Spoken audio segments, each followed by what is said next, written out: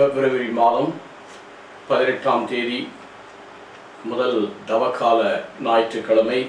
முதல் வாசகம் தொடக்கம் 9வது அதிகாரம் 8லிருந்து 15 வசனங்களிலும், 1 பேதுரு 3வது அதிகாரம் 18லிருந்து 22 வசனங்களும், மார்க் நற்செய்தி முதல் அதிகாரம் 12லிருந்து 15 உள்ள வசனங்கள். எங்கள் நல்ல தகப்பனே, இந்த அருமையான நாளுக்காக உமக்கு நன்றி செலுத்துகிறோம். நீர் இந்த நாளில் எங்களுக்கு உதவியாயிருந்து உடைய தெய்வீக வல்லமை ஆற்றலையும் நீர் எங்களுக்கு வெளிப்படுத்தும். தொடர்ந்து எங்களை ஆசீர்வதியும். நீர்தாமே எங்களை காத்து ரட்சிக்கும்படியாய் உமது கரையில் ஒப்புக் கொடுக்கிறோம். என்னை மறவாய் இயேசுநாதா, உந்தன் தயவா என்னை நடத்தும். என்னை மறவா இயேசுநாதா, உந்தன் தயவா என்னை நடத்தும். தாய் தன் சீனை மறந்து விட்டாலும் மறவேன் உன்னை என்றதாலே ஸ்தோத்திரம். தாய் தன் சேனையை மறந்து விட்டாலும் மறவேன் உன்னை என்றதாலே ஸ்தோத்திரம். வரைந்தீரன்றோ உள்ளங்கையில் வல்லவா எந்தன் புகழிடமே. என்னை மறவா இயேசுநாதா, உந்தன் தயவா என்னை நடத்தும். வல்ல ஜீவ வாக்கு தத்தங்கள் வரைந்தனக்கா ஈந்ததாலே ஸ்தோத்திரம். வல்ல ஜீவ வாக்கு தத்தங்கள் வரைந்தனக்காய் ஈந்ததாலே ஸ்தோத்திரம். ஆபத்திலே அருட்துணையே, பாதைக்கு வெளிச்சம் நீரே. என்னை மறவா இயேசுநாதா, உந்தன் தயவா என்னை நடத்தும். ஆமாண்டவரே, மது தயவால் எங்களை நடத்தும். எங்களை தாழ்த்தி ஒப்புக் கொடுக்கிறோம் நல்ல பிதாவே, ஆமென். மார்க் நற்செய்தி முதல் அதிகாரம் 12லிருந்து 15 உள்ள இறை வசனங்கள். உடனே தூய ஆவியால் அவர் பாலை நிலத்துக்கு அனுப்பி வைக்கப்பட்டார். பாலை நிலத்தில் அவர் 40 நாள் இருந்தார். அப்போது சாத்தானால் சோதிக்கப்பட்டார். அங்கு காட்டு விலங்குகளோடு இருந்தார். வானதூதர் அவருக்கு பணிவிடை செய்தனர். யோவான் கைது செய்யப்பட்ட பின் கடவுளின் நற்செய்தியை பறைசாற்றிக் கொண்டே இயேசு கலிலேயா வந்தார். காலம் நிறைவேறிவிட்டது, இறையாட்சி நெருங்கி வந்து விட்டது, மனமாறி நற்செய்தியை நம்புங்கள் என்று கூறினார். சோதனை. அநேக நேரங்களிலே நாம் சொல்லுகிற வார்த்தை என்ன? கடவுள் என்னை சோதிக்கிறார். கடவுள் சோதிக்கிறவர் அல்ல. சோதனை, இதை யாக்கோபு புத்தகத்திலே மிக தெளிவாக சொல்லப்பட்டிருக்கிறது. சோதனை கடவுளிடமிருந்து வருகிறது என்று யாரும் சொல்லக்கூடாது. ஏனென்றால் அவர் சோதனை மன உறுதியோடு தாங்குவோர் பேறு பெற்றோர், ஏனெனில் அது தகமை என்பிக்கப்படுகிறது. அது கடவுளிடமிருந்து வருகிறது என்று நாம் ஏன் சொல்லக்கூடாது என்றால், கடவுள் தீமைக்குரிய சோதிக்கப்படுவதல்ல. எவரையும் அவர் சோதிப்பு. He is not a tempter. Tempter is a devil, is a tempter. சாத்தான் தான் சோதனைக்குரியவர். ஒவ்வொருவரும் தன் தீய நாட்டத்தினாலேயே சோதிக்கப்படுகின்றனர். We are tempted because we are tempted because of our evil thoughts. அது அவர்களை கவர்ந்து மயக்கி பயப்படுத்துகிறது. தீய நாட்டம் கொண்டு பாவத்தை கருத்தரித்து பெற்றெடுத்து பாவத்தை முழு வளர்ச்சி அடைந்து அது சாவை விளைவிக்கிறது. எனக்கு அருமையானவர்களே, நம்முடைய தீய நாட்டம்தான் சோதனைக்கு காரணம். அந்த சோதனையில் சாத்தானும் சேர்ந்து நம்மை பயன்படுத்துகிறார். ஆகவே சோதனை மன உறுதியோடு அந்த மன உறுதி எங்கிருந்து வரும்? கடவுளிலிருந்து தான். Is a God of the comforter. சகல ஆறில் ஊற்றான தேவன் நமக்கு சோதனை வரும்போது அந்த மன உறுதி நம்மோடு இருந்து நம்மை வடிகிறார். இதை 1 கொரிந்தியர் புத்தகம் 10:13 சொல்லப்பட்டு, மனிதனுக்கு வந்த சோதனை அல்லாத வேறு சோதனை நமக்கு வரவில்லை. அந்த சோதனையில் கடவுள் நம்பிக்கைக்குரியவர். God is faithful.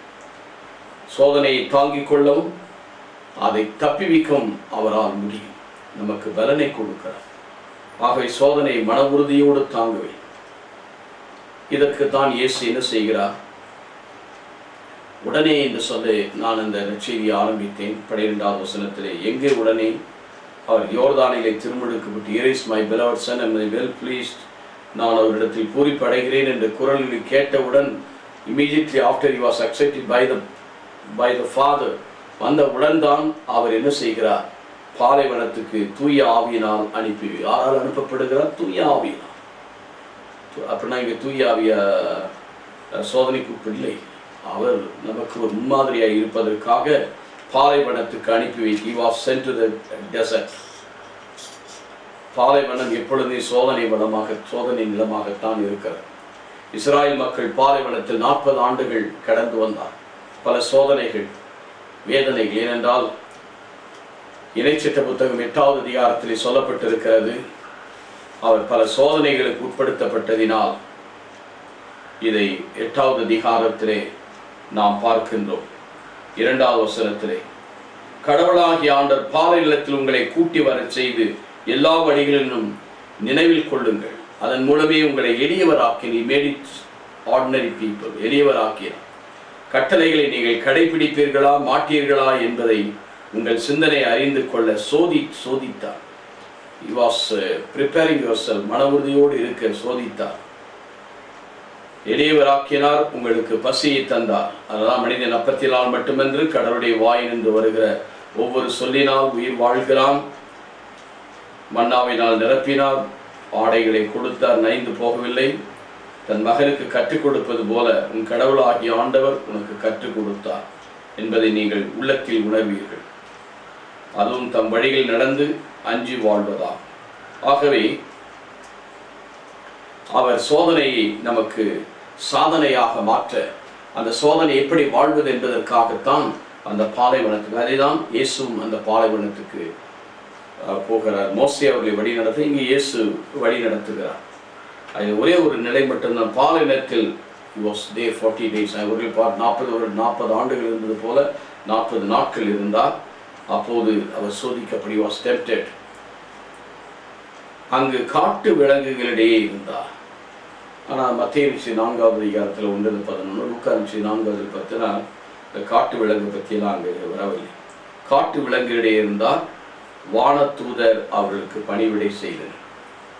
காட்டு விலங்கு இன்றைக்கு நம்ம மத்தியிலே பார்க்குறோம். காட்டு விலங்கு, வீட்டு விலங்கு, டேம்டு அனிமல்ஸ் அண்ட் வைல்டு அனிமல்ஸ். காட்டில் இருக்கிற பிராணிகள், கொடூர முடியும் நினைக்கிறோம், இவைகளாம் சிங்கம், புலி, கரடி, இவைகளெல்லாம் காட்டு விலங்குகள் என்று சொல்லுகிறோம். வீட்டு விலங்குகளை பார்த்து நாய், பூனை, மயில், குரங்கு காட்டிலே இருக்குது, வீட்டிலே இருக்குது. இப்படியாக பல நிலைகளிலே நாம் பார்க்கிறோம். ஏன் காட்டு விலங்குகளோடு இருந்தார் என்பதை சில மிருகங்களோடு நாம் ஒப்பிட்டு பார்க்கும்போது எப்படி அவர் அந்த சோதனையை வென்றார் என்பதை நாம் பார்க்கலாம். முதலாவது, காட்டிலே இந்த விலங்கு மிக கொடியரான பாம்பு. காட்டிலே பெரிய பாம்பு, விஷம் மிகுந்தது, மலைப்பாம்பு என்றெல்லாம் சொல்லுவார். இதை தொடக்க புத்தகத்திலே நாம் பார்க்கிறோம். சோதனையிலே நாம் அங்கே பார்க்கும் 3வது அதிகாரத்திலே நாம் அங்கே பார்க்கிறோம். அவர்கள் சோதனைக்கு உட்படுத்தப்படுகிறார். அந்த சோதனைக்கு உட்படுத்தப்படும் போது அது அவர்களை வஞ்சிக்கிறது. தந்திரம் உள்ளது, பாம்பு தந்திரம் உள்ளது. ஏன் தந்திரம் உள்ளது? ஒருத்தர் அடிக்கும் போது என்ன செய்யும்? அது நழுவி போயிடும். தலையை கொடுக்க, தலையில் அடித்தா அது செத்து போயிடும். அவைதான் தந்திரம் உள்ளது. ஆனால் அதே நேரத்திலே நாம் என்ன பார்க்கிறோம்? அது எப்படி சோதனை வெல்லுகிறார் என்றால், சோதனை வென்றதுனாலே அவர் என்ன சொல்லுகிறார்? மத்திய செய்தியிலே 10வது அதிகாரத்திலே, இதோ பாம்புகளைப் போல வேகமும் கொள்ளுங்கள் என்று 10வது அதிகாரத்திலே பாம்பை பற்றி சொல்லுகிறார். இந்த நிலைக்கு சொல்லப்படுவதற்கு காரணம் என்ன?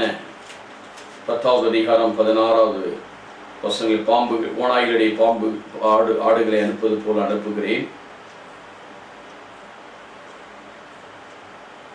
பாம்புகளைப் போல முன்மதி உடையவர்களாகவும் புறாக்களைப் போல கபடற்றவர்களாக இருக்கு.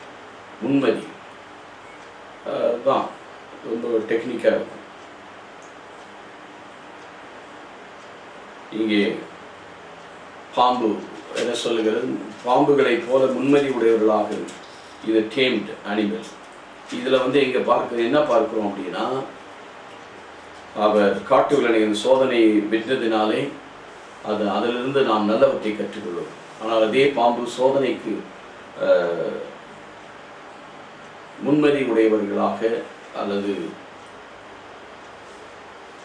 சோதிக்கிற தந்திரமாக ஒரு மனிதனை வெளிக்காட்டுகிறதை பார்க்கிறோம். உண்மையிலே இந்த சோதனையிலே ஆண்டவர் வெற்றி பெற்றதினால்தான் அந்த பாம்பை போல முன்மதி உடையவர்களாக நாம் சோதனையிலிருந்து வெற்றி பெற அது உதவியாக இருக்கிறார். இன்னொன்று, இரண்டாவதாக ஓநாய் பற்றி கூட அங்கே பார்த்தோம். 10வது அதிகாரத்தில் 16வது வசனம், ஓநாய்களிடையே ஆட்டுக்குட்டிகளை அனுப்புவது போல உங்களை அனுப்பி. ஓநாய்கள் இதோ ஓநாய்கள் எப்பொழுதுமே மிருகங்களை சாப்பிடும், மனிதனையே கடித்து விடும். ஓநாய்கள் ரொம்ப டேஞ்சர். ஆனாலும் ஆட்டுக்குட்டிகளைப் போல உங்களை அனுப்புகிறேன். ஓநாய்களிடையே ஆட்டுக்குட்டிகளைப் போல உங்களை அனுப்புகிறேன்.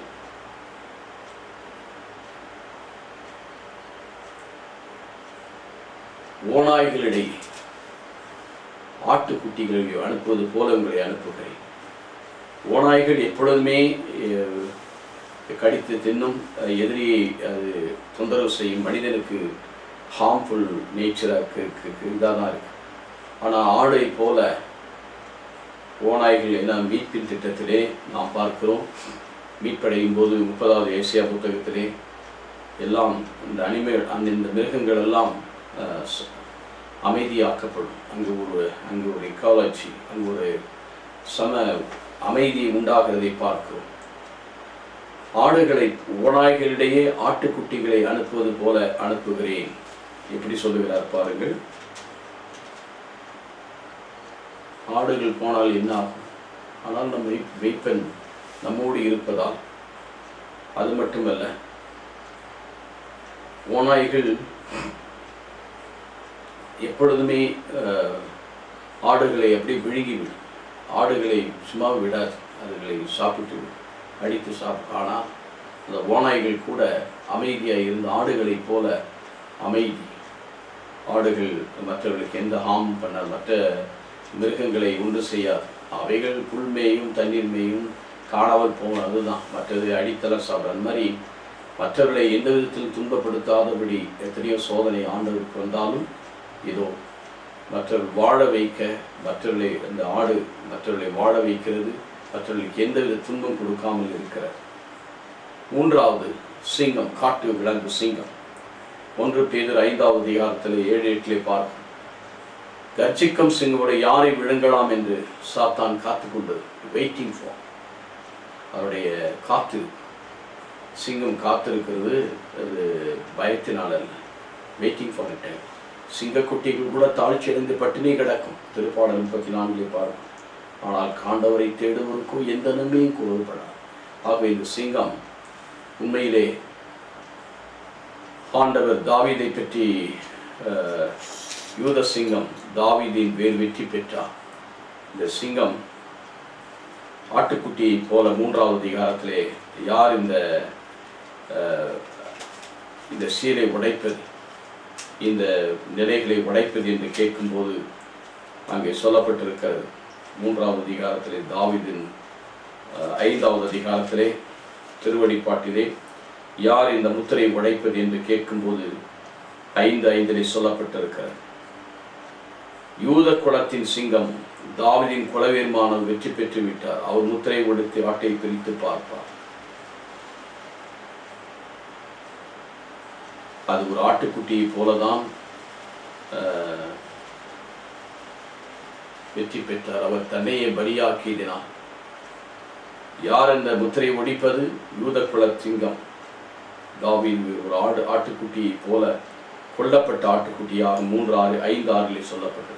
நிற்பதை கொல்லப்பட்டது போல காணப்பட்டது. காயப்பட்டது அடிப்பட்ட ஆட்டுக்குட்டி நடுவே நடுவில் நிற்க கண்டேன். அது கொல்லப்பட்டது. He died for உலகத்தின் பாவங்களை சுமந்து தீர்த்த தேவாட்டு கொல்லப்பட்டது. தன்னையே அந்த ஆடு வழியாக அர்ப்பணிக்கப்பட்டது. எப்படி ஒரு சிங்கம் மற்றவர்களை கொன்று போடுகிறதோ அதே போல ஆண்டவர் ஒரு மெய்ப்பெண்ணை ஒரு ஆட்டுக்குட்டியை போல தன்னையே பலியாக்கி அந்த முத்திரை உடைத்ததன் வழியாக தன்னையே பலியாக்கி அந்த சோதனை சாவில் ஒரு மனிதனுடைய வாழ்விலே வருகிற துன்பம் சாவின் வெற்றி எங்கே? 1 கொரிந்தியர் 15:55-56 சாவின் வெற்றி எங்கே? பாவம்தான் சாவினுடைய கொடுக்க பாவத்திற்கு வலிமை தருவது சட்டம்.